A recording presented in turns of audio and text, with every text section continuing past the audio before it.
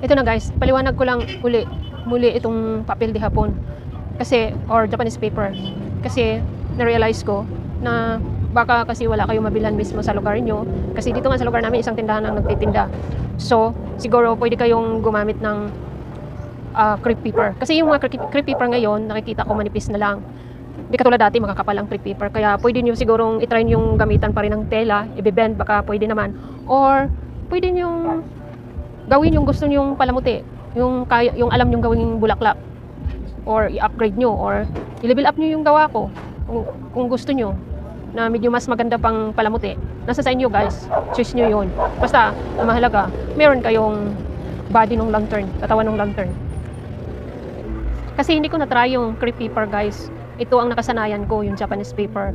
Malay natin, baka mas maganda ang gawa nyo, di ba? Ito na yung mga petals na sinasabi ko guys. Basta ang sabi ko, paghiwa-hiwalayin lang nyo na ganito. Mayroon na ako nakahiwa-hiwalay dito. Yan. Bali 20 pieces yun ito guys. Kasi nasa sa inyo yun kung ilang piraso ang ididikit nyo dito. Kung gaano kalaki, kapal yung bulaklak na gustong gawin nyo. Sa akin kasi 20 pieces lang. Akma lang dito sa lantern. So ito na guys, simulan na natin. Kailangan ang gamit nyo dito ay glue stick lang. Kasi pag glue, makalat yung glue. Bagay lang yun sa body ng lantern. Ganyan. Alternate lang ang lagay guys. Pero sa una, siyempre apat muna, di ba? Yung dulo lang ang lagyan ng glue. I mean glue stick. Ganyan.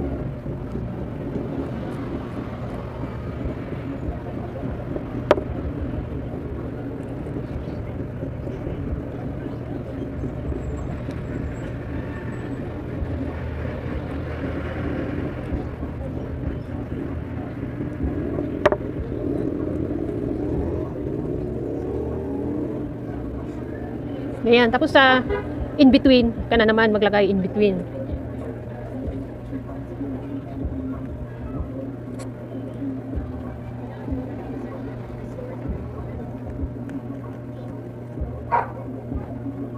Bali papasok ang guys, papasok ang pag dikit nung una sa malayo muna. Tapos palapit ng palapit sa gitna. Ganun. Ganun lang guys.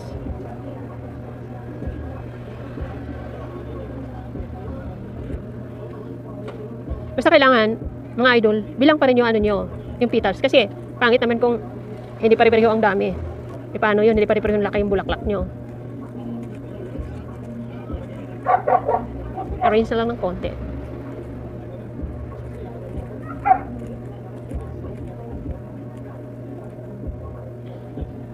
Sorry mga idol, mahangin dito sa kwarto ko. Kaya, nilagay ko sa microwavable to mga bulaklak, mga petals.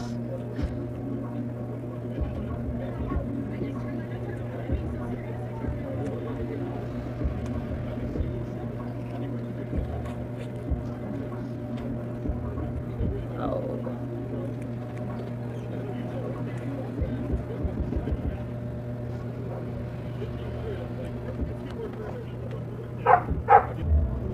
Ganyan ang itsura niya mga idol.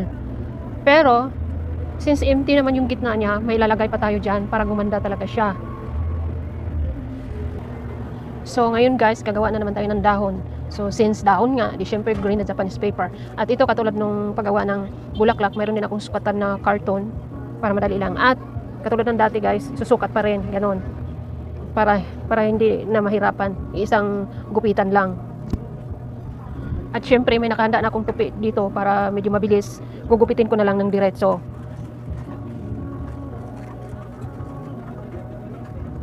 Ganyan guys, basta gupitin na lang yun ng diretso. So ito na guys, katulad ng bulaklak, tutupiin pa rin natin para dumami siya. Pero bali 3 tupi lang siya. Kasi medyo malaki yung dahon. Ganyan lang guys. Ganyan.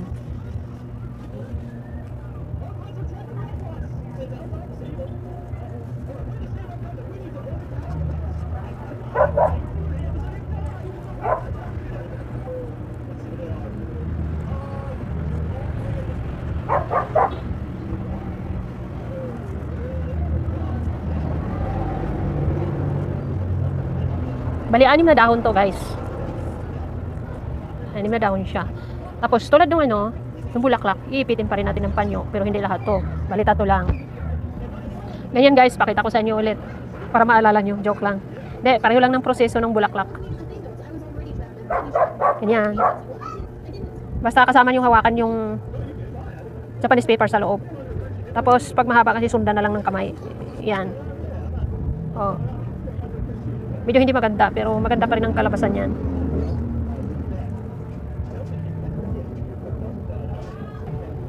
Yan, ulitin ko guys. Isa pa. Yung kasama noon.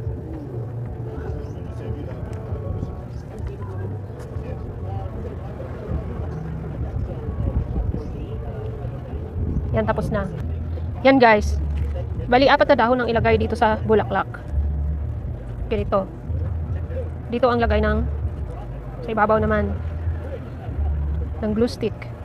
Tapos, dito ang dikit ng dahon. Ganyan.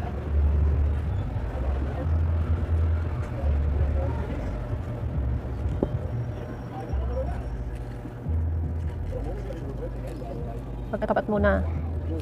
Tapos isang magkatapat naman.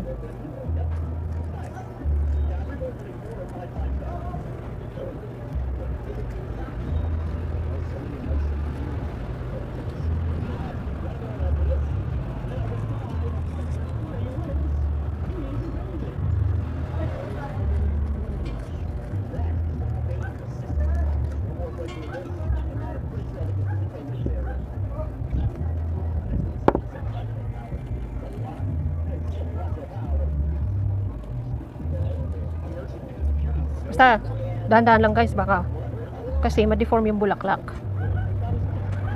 Bali, ganito na yun guys. Oh, ang kulang na lang dyan ay yung gagawin natin sa gitna, dito sa sentro. Actually mga idol, puti sanang tema na gagawin na bulaklak ko. Kaso wala na lang available na puti na Japanese paper. Kasi ang puti, magandang combination sa pula na body ng lantern ko. Kaya, ito lang ang available doon sa binibilhan ko, dilaw. Ito na lang ang gagamitin natin mga idol. Medyo makapal nga kasi kupunban pero puti kasi. Kaya mas okay dito sa gitna ng flower. Pero gugupitin natin ng ganito.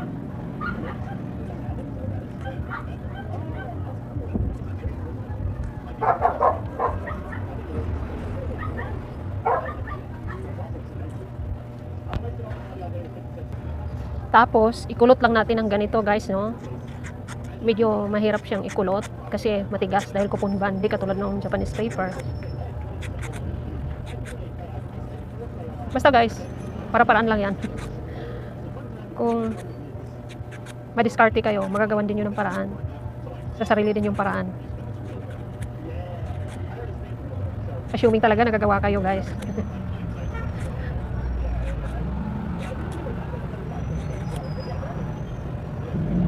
Tapos guys, i-roll nyo ng ganito. Siyempre, lagyan nyo ng, ito naman ang gamitin yung pandikit.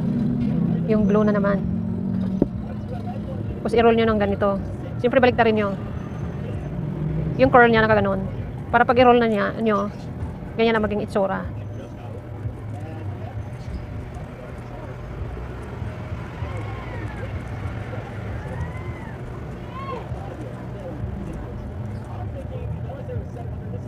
Ayan guys ha. Tapos ulit.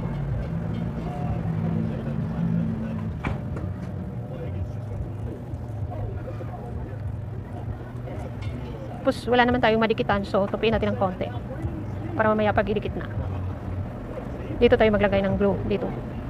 Hindi natin ilagay kaagad dito guys kasi mahirap i-attach tong flower dito sa katawan ng lantern. I-attach natin ito pag nandoon na yung flower. Okay, ayan. Tapos na yan ang itsura niya guys. Yan. Itayo na natin itong lantern natin guys kasi tuyo na. Yan, ganyan ang maging itsura niya. Tapos idikit na natin itong bulaklak natin.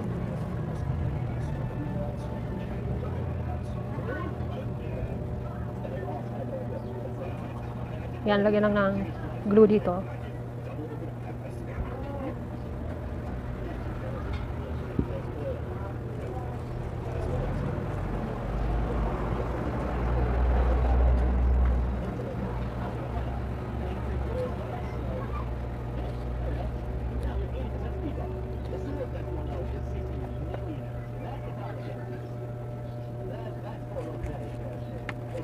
Ganyan guys, mga idol. Pero pwede nating baliktarin ganon para mailagay natin ang maayos tong ano. Or what, ganyan na lang.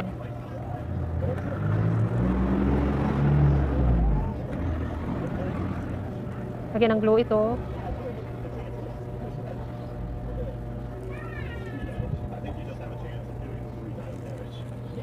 Para dumikit siya.